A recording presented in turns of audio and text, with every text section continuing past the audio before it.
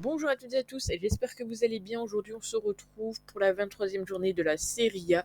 Malheureusement pour nous, le week-end dernier en Serie A, on n'a pas fait de très bons résultats. Donc j'espère qu'on va se rattraper pour ce week-end. Surtout qu'il y a quand même de beaux matchs, notamment Lazio-l'Atalanta. Et on finit surtout avec Milan-Juve.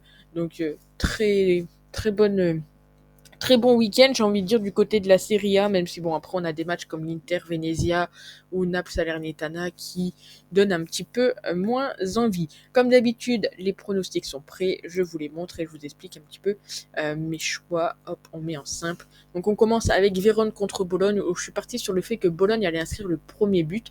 Donc ils n'ont pas donné favori, d'où la cote à 2,34 pour Bologne inscrire le premier but. Mais il faut savoir que, si je ne dis pas de bêtises, sur les 6 derniers matchs, 5 fois Bologne a inscrit le premier but. Donc pourquoi pas retenter ça. C'est coté à 2,34, c'est une très belle cote. Genoa contre Udinese. Alors ici, clairement, le match nul serait très tentant. Voilà, si vous voulez tenter un petit fun ou quoi, vous pouvez tenter le match nul entre Genoa et Udinese. Moi, ce que je vais faire, c'est que je vais le tenter en pari système avec deux autres matchs. Je mettrai, je pense, sur Snapchat. Donc n'hésitez pas à nous rejoindre si ce n'est pas déjà fait. Donc Udinese ici remboursé, 6 matchs nuls, cote à 1,52, malgré le fait que voilà, le match nul est fort possible entre ces deux équipes. L'Inter contre Venezia, l'Inter vous l'avez vu, cote à 1,11. Voilà, ils sont donnés largement favoris. Donc dans ce cas-là, moi je prends vainqueur à la mi-temps. Alors, au nombre de buts, c'était pas non plus très intéressant. Donc cote à 1,41 pour l'Inter gagne à la mi-temps. La Lazio contre l'Atalanta, ici, il y a également le plus de... Enfin, ici, je prends le plus de 2,5 buts, mais il y a également les deux équipes qui marquent, qui passent très souvent entre les deux. Alors, j'aurais pu combiner les deux. Je reste dans le simple. Voilà, le plus de 5 côté à 1,56 qui passe très souvent entre ces deux équipes. Cagliari contre la Fiorentina, ici je prends un petit risque en quelque sorte en mettant que non, je ne vois pas les deux équipes marquées entre ces deux équipes. Alors la dernière fois je crois c'est passé, mais voilà, c'est très rare en tous les cas que les deux équipes marquent lors de leur confrontation. Naples contre Salernitana, on l'a vu, on sait pareil que pour l'Inter, cote très faible pour trouver un pronostic très intéressant. C'est un peu compliqué, il faut partir tout de suite dans les plus de 3,5 pour avoir des très belles cotes.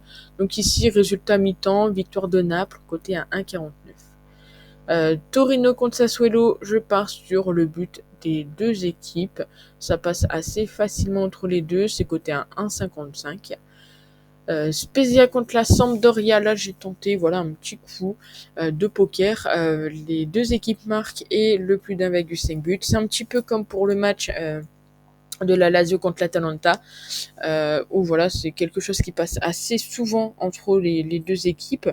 Et donc pourquoi pas les combiner, histoire qu'on ait une cote un petit peu plus élevée. Il faut savoir qu'il y a seulement eu 5 confrontations entre ces deux équipes et sur les 5 confrontations, 5 fois les deux équipes ont marqué et 5 fois il y a eu plus de 2,5 buts. On passe à Empoli contre la Roma, où ici je suis parti sur le fait que la Roma allait inscrire le premier but. 6 fois sur 7, hein, ça passe pour la Roma contre Empoli. Donc c'est plutôt intéressant. Et également 6 fois sur 7 en règle générale du côté de la Serie A pour la Roma. Donc à tenter, cote à 1,59. Et pour finir, Milan contre la Juve, là également un petit risque. C'est le dernier match, c'est un joli match. Donc on tente des petites choses. Un pronostic qui se joue sur, on va dire, une vingtaine de minutes maintenant avec le nombre de minutes d'arrêt de jeu.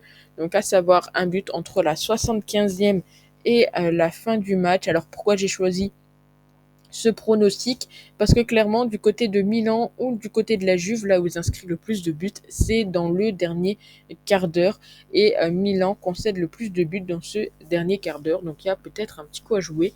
Cote donc à 1,76. Donc je vous remonte tous les pronostics, n'hésitez pas à me dire ce que vous en pensez, à vous abonner à la chaîne si ce n'est pas déjà fait, et puis nous on se retrouve très vite pour une nouvelle vidéo.